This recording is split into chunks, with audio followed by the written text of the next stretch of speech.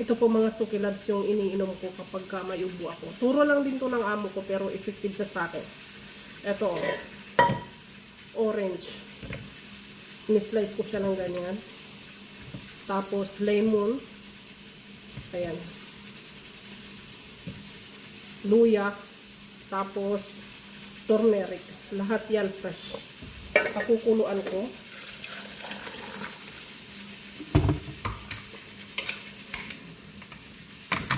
Sa totoo lang mga Suki Loves, hiyang ako dyan. Pakukuluan ko lang siya. Pag kumulo na mga 10 to 15 minutes, okay na siyang inumin.